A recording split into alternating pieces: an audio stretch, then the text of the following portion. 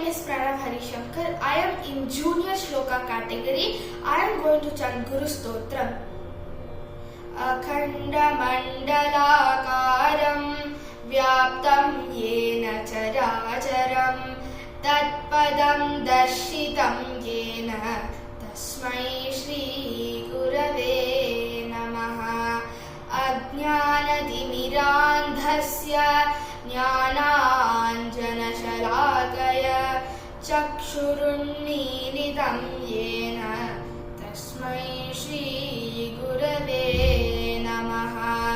गुरुर्ब्रह्मा गुरुर्विष्णुः गुरुर्देवो महेश्वरः गुरुरेव परं ब्रह्म तस्मै श्रीगुरवे नमः।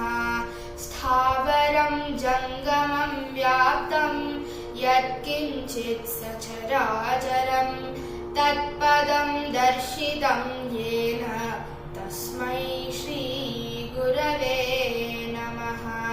चिन्मयं व्यापि यत्सर्वं त्रैलोक्यं सचराचरं तत्पदं दर्शितं येन तस्मै श्रीगुरवे नमः।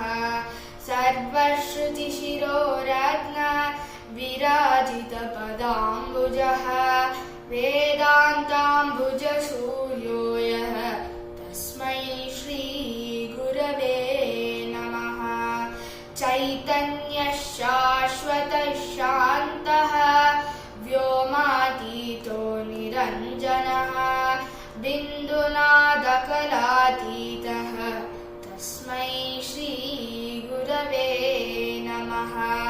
ज्ञानशक्तिसमारूढः तत्त्वमालाविभूषितः भुक्तिमुक्तिप्रदाता च तस्मै श्रीगुरवे नमः।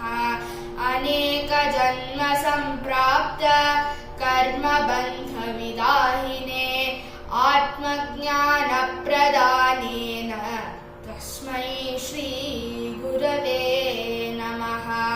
शोषणं भवसिन्धोश्च ज्ञापनं सारसम्पदः गुरोः पादोदकं सम्यक् तस्मै श्रीगुरवे नमः।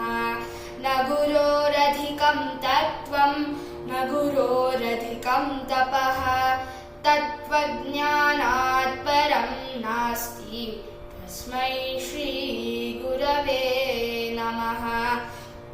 मन्नाथः श्रीजगन्नाथः मद्गुरुः श्रीजगद्गुरुः मदात्मा सर्वभूतात्मा तस्मै श्रीगुरवे नमः।